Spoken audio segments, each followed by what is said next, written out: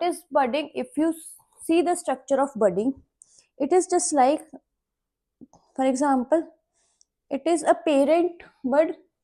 A small bud is attached to its body. When it's get nutrition, a small bud is attached to its body.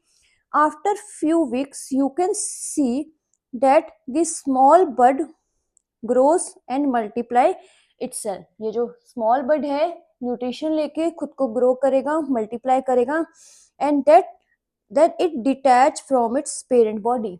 ठीक है, वो अपने parent body से खुद को detach कर लेगा. So this happens in Hydra. This happens in Hydra. Right? Next we have binary fission. Next we have binary fission. Binary fission. In mathematics, you have learned that binary means 2 and fission means breakdown. Binary का क्या मतलब होता है? 2. Fission का मतलब होता है टूटना. कोई भी सेल जब 2 पार्ट्स में ब्रेक होता है उसको हम क्या बोलते हैं? Binary fission. Here we are taking example of amoeba. We have learned amoeba is a unicellular organism. For example, this is amoeba. Center part is nucleus. It is amoeba. It is single cell. Whole reproduction, digestion, whole process is done by a single cell. When it wants to reproduce, जब amoeba को reproduce करना होता है, कितने parts में break हो जाता है amoeba? 2 parts में. How many parts? 2 parts. And its nucleus is also divided.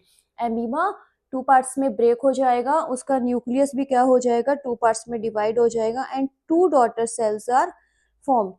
इस amoeba से कितने amoeba बने हमारे पास? 2 amoeba, which is having its nucleus. So this type of asexual reproduction is known as binary fission. Example is, what is the example of binary fission? Amoeba. Right? Next we have fragmentation, which is done in Spirogyra.